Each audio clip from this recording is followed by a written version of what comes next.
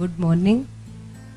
कुछ patient diabetic जो रहते हैं तो मतलब प्रॉपरली डाइट भी प्रॉपर, वॉक भी प्रॉपर, सब प्रॉपर रहता है, पर कभी नॉर्मल मतलब डायबिटिक नॉर्मल नहीं रहती। ऐसा होता है कई बार। इसमें दो कारण हैं। एक कारण ऐसे अब हम कभी कभी अपने ऑफिस में करते हैं, जैसे ऐसे कोई बोलते हैं तो मैं उनको बोलता हूँ कि आज हमारे ऑफिस में आओ। आप पूरे दिन ऑफिस में बिठाते हैं उनको, हम अपने हाथ से ही देते हैं खाना जो DIP वाला, और उस दिन हम ब्लड शुगर मेजर करते हैं। चांस की बात है तो उस दिन वाली ब्लड शुगर उनकी ठीक ही निकलती है। तो कभी मत बिलीव कीजिए कोई ऐसा बोलेगा तो, 99% टाइम पक्का ही है। क्योंकि जो भी कोई ऐसा नहीं बोलता है कि मैं खाना खराब खाता हूँ, वो जो भी खाता है वो अच्छा ही है, तभी वो खाता है उसको, ठीक है ना। तो मैंने देखा है कि जो ऐसे बोलते हैं तो उनको एहसास होता है कि वो सब कुछ वैसे ही कर रहे हैं जैसे उनको बोला गया है। उनको पता भी नहीं चलता कब क्या खा गया और क्या नहीं खाया, उनका दिमाग रजिस्टर ही नहीं करता। तो ये दैट इज समथिंग वो जो मैंने कई बार एक्सपेरिमेंट किया। जैसे ही ये वाला फीडबैक आता है, अगर मेरे पास मौका है तो बोलता हूँ कि आज आप यहाँ पे रहिए। ये फैमिली पेशेंट है, बिल्कुल प्रिकॉशन में चलते हैं। हाँ, वो सब तो ठीक है, लेकिन मैं एक तो ऐसा है, दूसरा ऐसा है कि जिनमें वाकई में इतना डैमेज हो गया कि only diet is not working. This means in addition to the diet he has to do certain things more, right.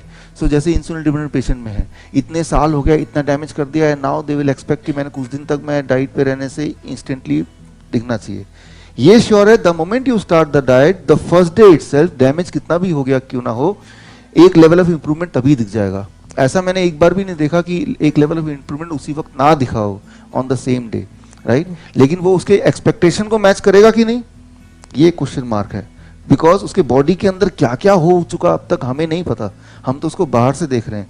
तो उसको फिर पेशेंस के साथ रहना है और उसके डाइट को और ज़्यादा मॉडिफाई करना है। अच्छा, अब आएगा मॉडिफाई कैसे करें। तो इस प्रकार के पेशेंट के डाइट मॉडिफिकेशन एंड उसको कितनी दिन तक करना है, again that is a part of today's training, वो आपको थोड़ा ट्रेन लेना है। सर मंथली प्रॉब्लम लेती है, जैसे कम टाइम में मंथ आ जाता है और लॉन्ग टाइम तक चलता है, 8-10 दिन चलता है जैसे। हाँ, ये एक ना वुमेन्स की बहुत ही कॉमन प्रॉब्लम है ना। मैंने कल आपको याद होगा मैंने थोड़ा सा एक्सप्लेन किया भी था थ्योरेटिकली, ऑस्ट्रोजन याद आ रहा है आपको, एक स्लाइड था इसका। और आज का इसमें करना क्या है, क्योंकि ये तो बहुत कॉमन है। मैंने जो 61 डिजीज के मैंने बनाया उसमें से ये भी एक पार्ट है, abnormal bleeding, irregular periods, painful periods, है ना। तो ये भी इसका एक पार्ट है, ठीक है ना, एक अच्छा खासा पार्ट है। तो उसमें क्या करना है, टाइम तो लगता है करीब 1 से 3 महीने के बीच में to recover, get back, right. तो वो कब 1 महीना लगेगा, कब 3 महीने लगेगा, ये सारे सवालों के लिए ये पार्ट है। तो आज शाम को आपको मिल जाएगा वो। नमस्कार सर, एक रिक्वेस्ट है सर, मैं एक फार्मासिस्ट हूँ और अभी इन दिनों में कॉन्स्टिपेशन के बहुत ज़्यादा पेशेंट है सर। तो आपसे एक रिक्वेस्ट है कि सर आपके लेक्चर्स में डायबिटीज़, हाइपरटेंशन, कोलेस्ट्रॉल ऐड करते हैं, तो कॉन्स्टिपेशन के ऊपर भी आप जरूर थोड़ा बोलिए, तो उन लोगों को आपके स्पीच के माध्यम से हम लोग बता सकें। देखिए, कॉन्स्टिपेशन का मैं आपको बता देता हूँ। पहली बात, जैसे ही आप DIP डाइट स्टार्ट करेंगे, with in the first 3 days to 7 days constipation will vanish for 90% of the patient. And switch off कर लीजिए सब लोग।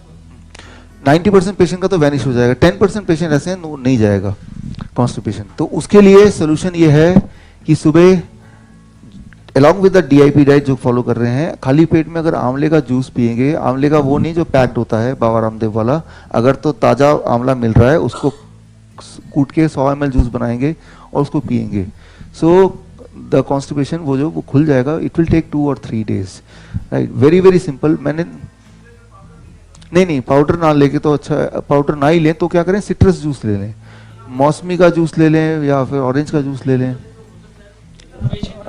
एनीमा से भी हो सकता है। मैंने सब ऐसा है ना कि एनीमा से भी हो सकता है, लेकिन क्या है कि मैं वो वाले सोल्यूशन बता रहा हूँ जो कोई भी कभी भी कहीं भी बिना किसी उसके कर सकता है। सोल्यूशन तो बहुत सारे हैं इसके, लेकिन जो सिंपलेस्ट वाले और जो फास्ट तरीके से काम करेगा उसको मैं बता रहा हूँ। इन योर चांस या मैंने आपसे सब कल पूछ लिया था, आज मैं ये पूछना चाहता हूँ, जैसे मैं सुबह मेथी का पानी लेता हूँ, लेना चाहिए या नहीं? हाँ, लेते रहिए कोई और जूस में हल्दी अदरक वगैरह डाल सकते हैं? ना डालने तो अच्छा है, अलग से ले लीजिए। मतलब है कि अगर हमारा गोल है to live a longer life, the natural blood thinning, मैंने बताया भी था, राइट, अदरक एंड लहसुन, that is a natural conditional blood thinning. जहाँ पे ब्लड थिनिंग की आवश्यकता है वहीं पे वो रिएक्ट करेगा, हर जगह नहीं करेगा, राइट। तो ब्लड जब कहीं थिन होना होता है या ब्लड कहीं क्लॉट होना होता है, दो ही चीज हो सकता है ब्लड के साथ, आइदर इट विल क्लॉट और it will not clot. Conditional thing, आपने कभी देखा होगा जैसे आप सुबह जल्दी में हैं, आपने गलती से आपकी पैर बेड के कोने पे लगी, चोट लगी, लेकिन आपने ध्यान नहीं दिया because you are already in hurry. शाम को जब आप घर गए, सारा काम टाके कपड़े जब उतारने लगे, तब देखा ये निशान कैसा, चोट की निशान। फिर आपको याद आया यार सुबह तो चोट लग गई थी। हाँ, और तब जब शाम को देखा आपने, तब दर्द का एहसास पहली बार हुआ, होता है ना। तो कंडीशनल जो पेन है वो भी कंडीशनल है ना, इसका मतलब ब्रेन को पता है कि बंदा अभी बहुत बिजी है, अभी पेन दे दूंगा तो एक तो पहले ही बिजी है, वो लेके बैठ जाएगा पैर और लॉस हो जाएगा उसका। तो शाम को जब ये घर आएगा तब मैं थोड़ा पेन देके डिसिप्लिन कर दूंगा, भाई ध्यान से रहो, राइट। तो ये मैं बोलना चाह रहा हूँ, ये दर्द जो होता है, ब्लड थिनिंग जो होता है, ये ऑटोमेटिक नहीं है, कंडीशनल है, कहाँ बॉडी को जरूरत है उस चीज की। वॉर में जब सोल्जर लड़ाई करते हैं तो कई बार डायनामाइट से उनका पूरा पूरा हाथ उखड़ के चला जाता है, बट पेन उस वक्त नहीं होता। बाद में जब पूछा जाता है, वो बिल्कुल उसकी नजर दुश्मन पे होती है, टारगेट पे होती है। वो तो जब उसको उठा के ले जाते हैं, जब वो सेफ जोन पे होता है, then he start feeling the pain. What I mean to say, blood thinning is not automatic. Anywhere there is an injury, the blood has to thin. It is not so conditional. But when you take this kind of agent, blood thinning agent, what it does, irrespective, blood thin करेगा ही करेगा, and that is where you lose life. उससे बचने के लिए if you can be on this diet, right? Heart disease की एक diet है, right, वो आज शाम को बताऊंगा। वो हार्ट डिजीज वाली डाइट पे उनको रहना है। DIP diet plus certain things becomes a diet for heart disease. That I will train in the evening. You follow that minus these medicine. So thinner can be stopped. Yes, it can be stopped. But suddenly it can be stopped or some. Yeah, this is one very very important thing. कि कोई भी दवा अचानक मत छोड़ना, उससे दिक्कत हो जाएगी, right. That is a statement. लेकिन इसमें इफ एंड बट है। जैसे थायराइड के केस में मैंने बताया कि थायराइड के केस में धीरे धीरे टेपर करना है, राइट। सो ब्लड शुगर वाले केस में इमीडिएट स्टॉप कर सकते हैं, राइट। सो कुछ दवाइयों में इमीडिएट स्टॉप कर सकते हैं, कुछ दवाइयों में धीरे धीरे करना है। जैसे इंसुलिन है, धीरे धीरे करना है in response to the diagnostic.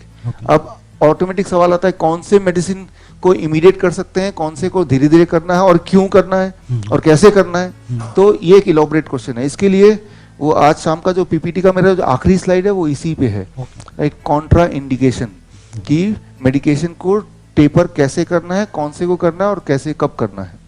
ये एक ट्रेनिंग है आपकी आज शाम की, वो थोड़ी सी ट्रेनिंग है, तो आपको स्लाइड वेट से पता चल जाएगा। Thank you so much.